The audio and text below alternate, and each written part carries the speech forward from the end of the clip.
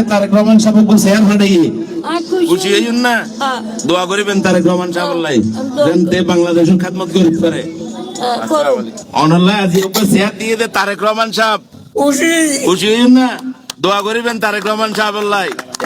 বাংলাদেশের রাজনীতিতে এটাই পরিবর্তনের লক্ষণ এবং এই পরিবর্তন তারেক রহমানের দিক নির্দেশনায় হয়েছে। আমরা অতীতে গত বছরও জন্মদিন পালন করেছি, হয়তো বড় জোর এতিমদের মাঝে খাবার বিতরণ করছি, কোরআন তেলাওয়াত করেছি, আল্লাহর দরবারে সুস্থতার কামনা করেছি, কেক কেটেছি, এই ধরনের আলোচনা সভা করেছি।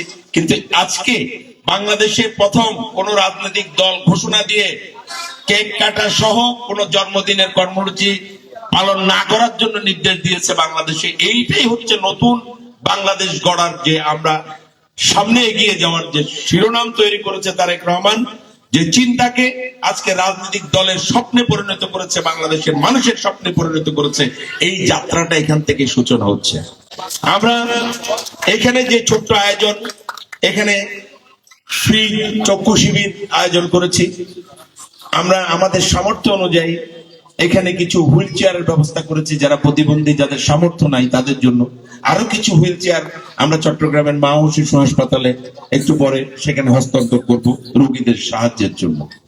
এই যে মানবিক কর্মসূচি, এটার একটা উদ্দেশ্য আছে। জিয়াউর রহমান সম্পর্কে আপনারা সবাই জানেন। জিয়াউর রহমান বাংলাদেশের রাজনীতিকে নিয়ে গিয়েছিলেন কৃষকের আইলে আইলে, শ্রমিকের বস্তিতে বস্তিতে। জিয়াউর রহমান 19 দফা কর্মসূচি দিয়ে বাংলাদেশে সংস্কারের সূচনা করেছিলেন, বাংলাদেশের রাজনীতির নতুন সংস্কার সূচনা করেছিলেন সংবিধানে বিসমিল্লাহির রহমানুর রহিম সংযোজনের মধ্য দিয়ে। যারা এখানে বয়োবৃদ্ধ আছেন, বয়স্ক যারা আছেন, আপনারা দেখেছেন জিয়াউর রহমান বাংলাদেশের 68,000 গ্রামে খাল কেটে কৃষি বিপ্লবের মধ্য দিয়ে বাংলাদেশের জাতিকে তলাবিহীন ঝুড়ি থেকে তলা লাগিয়ে অর্থনৈতিক স্বপ্ন তৈরি করেছিলেন। সেই জিয়াউর রহমানের সন্তান বেগম খালেদা জিয়ার সন্তান জনাব তারেক রহমান আজকে নতুন একটা বাংলাদেশের স্বপ্ন আমাদের সামনে উপস্থাপন করেছেন 31 দফার মাধ্যমে। এই 31 দফাটা কি? একটা মানুষের, আমরা বড় বড় অট্টালিকা, ফ্লাইওভার, ব্রিজ, কালভার্ট, এগুলোতে মানুষের কোনো পরিবর্তন আকাঙ্ক্ষা নাই।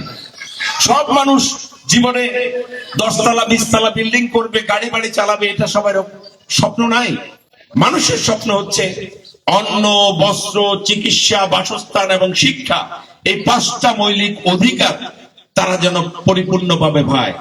সে যেন বুকা না থাকতে হয়, তার খাবারের যেন নিরাপত্তা রাষ্ট্র করে, তার যেন বাসস্থানের নিরাপত্তা রাষ্ট্র করে, তার যেন চিকিৎসা ও রোগ বালাই হলে চিকিৎসাটা যেন রাষ্ট্রের পক্ষ থেকে নিরাপদ ভাবে পায়, তার সন্তানেরা যেন পড়ালেখা করতে পারে।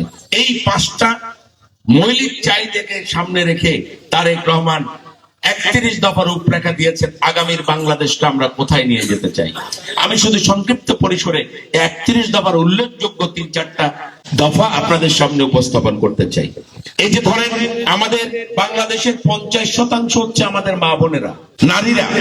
এই 50% নারীর নিরাপত্তা নিশ্চিত করার জন্য তার সামাজিক দায়বদ্ধতা থেকে প্রতিটা পরিবারে একটা করে ফ্যামিলি কার্ড দেওয়া হবে ইনশাআল্লাহ। যদি আপনারা বিএনপি কে ক্ষমতায় অধিষ্ঠিত করেন, প্রতিটা পরিবারে একটা ফ্যামিলি কার্ড দেওয়া হবে। ওই পরিবারের যিনি গৃহকর্ত্রী, মা, আমার স্ত্রী অথবা আমার বোন, তার নামে সেই কার্ডটা হবে। সেই কার্ডে ওই পরিবারের যতগুলি সদস্য আছে তাদের আনুপাতিক হারে তাদের যদি রেশনের ব্যবস্থা করা দরকার হয়, রাষ্ট্রের পক্ষ থেকে প্রতি মাসে রেশনের ব্যবস্থা করা হবে। এটা হচ্ছে ফ্যামিলি কার্ডের মূল উদ্দেশ্য। স্বাস্থ্য সেবা নিশ্চিত করার জন্য ওই ফ্যামিলি কার্ডের মধ্যে আরেকটা হেলথ কার্ড সংযোজন করা হবে এনএসসির মাধ্যমে।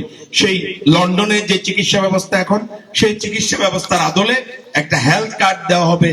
রাষ্ট্রের পক্ষ থেকে একজন ডাক্তার সার্বক্ষণিক ভাবে আপনার চিকিৎসার জন্য নিরাপদ ভাবে আপনার কনসালটেন্সির জন্য নিয়োগ দেওয়া হবে এবং যারা গরিব তাদের জন্য বিনামূল্যে চিকিৎসার ব্যবস্থা করা হবে। হেলথ কার্ড যার কাছে থাকবে, আমরা যেরকম এখন জন্ম নিবন্ধন করি এরকম একটা কার্ড আপনার কাছে থাকবে, তেমনি ভাবে বয়স্কদের জন্য বয়স্ক ভাতা, বিধবা ভাতা, প্রতিবন্ধী ভাতা, অর্থাৎ মানুষের, রাষ্ট্রের পক্ষ থেকে মানুষের পূর্ণাঙ্গ নিরাপত্তা যেটা দরকার সেটা রাষ্ট্র আপনাকে করবে। আমরা স্বপ্ন দেখাচ্ছি না আপনাকে 10 তলা বিল্ডিং করে দেবে, কিন্তু আমাদের স্বপ্ন হচ্ছে আমরা যদি রাষ্ট্রের পক্ষ থেকে এই ফ্যামিলি কার্ড, এই হেলথ কার্ড, এই বিধবা ভাতা, এই বয়স্ক ভাতা, এই প্রতিবন্ধী ভাতা এবং বেকার